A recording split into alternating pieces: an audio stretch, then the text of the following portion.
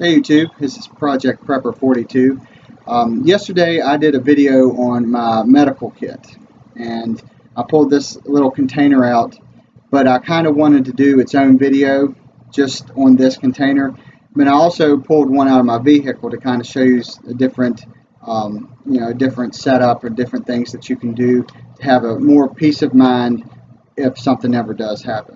I've seen and I've read a lot of things on the internet, and studied up on different things that you can make to kind of help you out if you ever need it. And I like the mindset of keeping it simple. I'm a very neat and organized type of person. I know where everything is, and if I can't find it, I tend to get a little, it aggravates me when I know I have something and I'm digging through everything to find it. So I like keeping things extremely simple. But you may be different. You might think, well, there's no way that tin or that canister is going to do you any good because you don't have this or you don't have that or you don't have whatever. But I've packed this the way I feel I need it, and things that I may not need as much, I didn't waste the time to put it in there. But anyways, this one, like I said, I keep this in my truck, or if I'm going out to play golf or something, I'll take this and stick it in the golf bag or something like that, just because it takes up absolutely no room. This is a Altoids tin, and I got the red kind because this is my first aid tin, and it is very simple, straightforward. There's all the stuff that's in it. On top, to make sure my hands are clean, is a prep pad and some ointment, some more, well, this is a sting medicine, some more first aid ointment, some burn cream, and first aid cream, so it has more uses than just one. Have some Q-tips to spread the medicine on, some ibuprofen, band-aids, and a few bigger band-aids just for the bigger cuts, and a couple of what I call survivor straws. Keep these in mind because I want to show you how to make them in just a minute. They're awesome. And that's it. There's nothing else in here, but everything that is in that little container has a purpose. There's no need to fill it full of stuff that you think you might need. Rather, go ahead and fill it full of stuff that you know that you will probably need. Now, in this bag, everything in this bag is solely medical. There was no way of, if I needed a rope or to tie something up, there was no way of tying anything up. There was no way of starting a fire to sterilize needles. There was no way, if I, for some reason, emergency was at the river and I wanted to go fishing too, something, there was no way to set traps or go fishing or anything like that. All this gear was solely medical. So I wanted to put a small little survivor tin together to pack that away and put it in there just so I would have it. And that is what is in here. So I want to go through the contents with you and show you some of the different things that I've put in here, and show you how I did some of them as well. As soon as you open it up, the top has some matches and strikers. I have two of them. All I did was cut open a match box and super glued them to the top, but super glue didn't hold very well, so it just kind of sits on top, so it just works just fine. I have a wallet knife. All you do is open it up, spin it, and latch it down, and there is a very sharp knife. Let's see if I can dump this out without making a huge mess. I have a sewing kit. This has several needles, that has the thread on it already, some buttons and a safety pin, and a case ready to go. A multi-tool. And I feel that every little kit or any tin or anything needs a pair of these, just because they have everything on it that you may need. So this is just a smaller one that actually fits in this tin really well. I have some rope, and this is just regular rope that is tied around, I think it's a hanger. I just clipped it off and tied it off and locked it in there real good. I also have a pen. I have stuff to write on. I have the paper and that kind of stuff in there, but it never occurred to me to put a pen in. So now I've got one.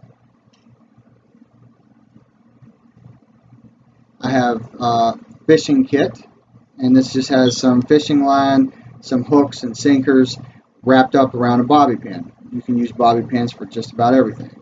And just in case my fishing line gets tangled up or snaps or breaks, here's extra line. I have a small screwdriver and different size screws.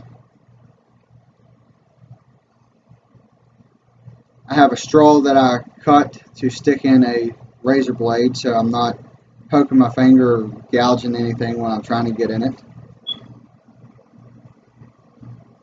I have a few extra matches, birthday candles,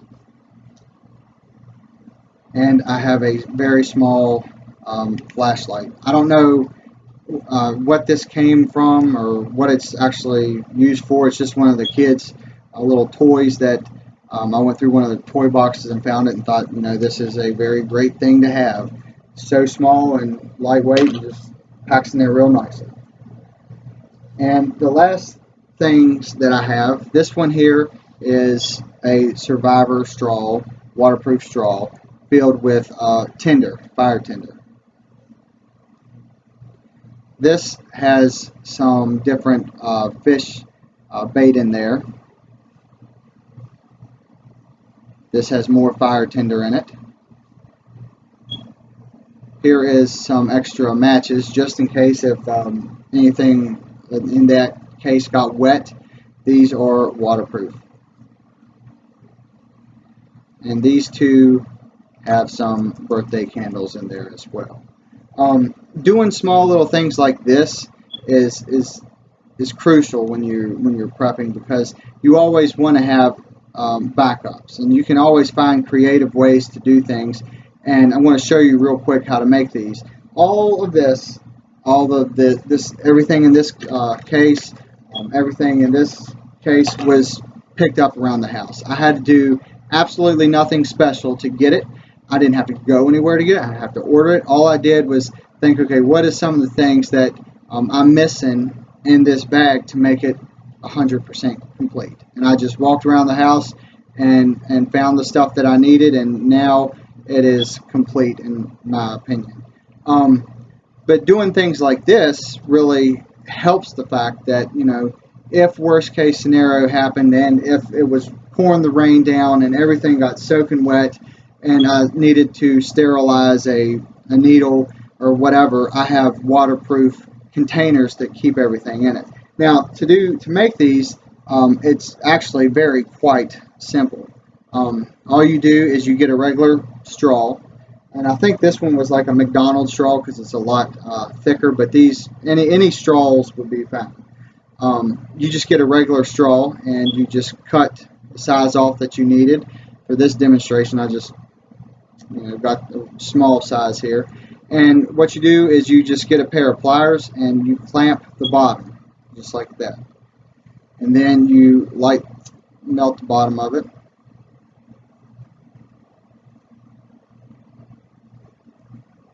You just make sure you hold it for a little bit just to make sure it's all sealed up, melted, and it's good to go.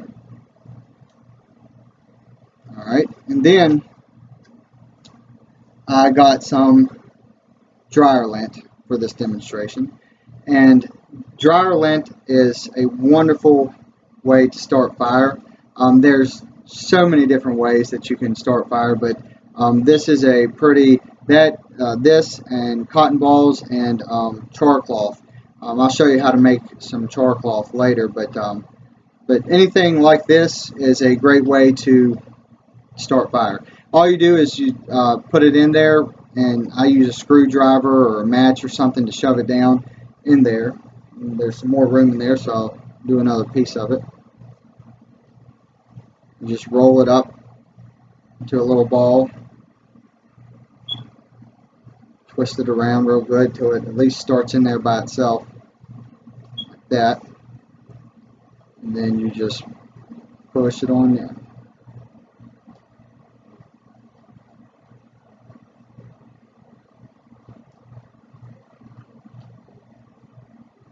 Sometimes it can be a pain to get in there, especially if, like this one here, I had some peroxide in it, so it kind of, sometimes it can make a bit of a mess, but hey, it's all good. And then once you have filled it, what you want to do is go ahead and do the same thing you did on the bottom. And like I said, I'm kind of like a neat freak, so I always make sure that how it's closed is going the same way, just because it irritates me if it's not. So I close it that way and melt the top.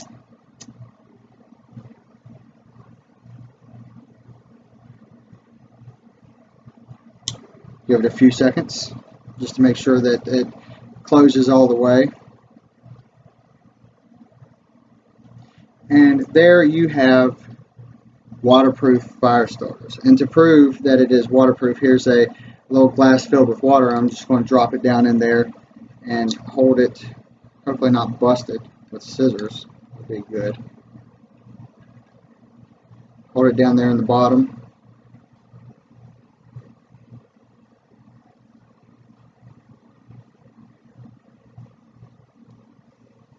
Alright, so now it's been rained on and it's been wet.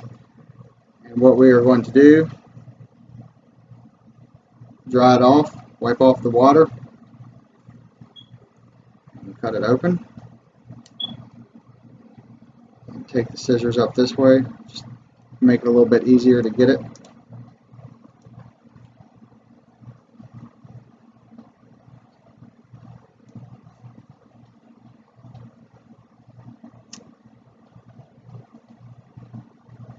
There it is, waterproof.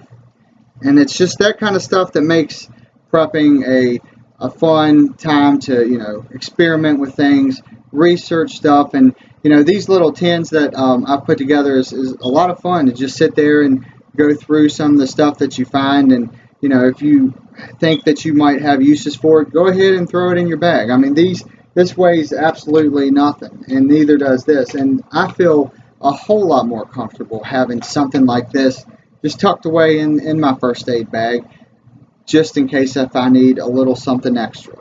But that's it for this video. If you like the video, hit the subscribe button. Tomorrow I'm going to go to the grocery store and do our $10 a week food supplies, so be on the lookout for that video.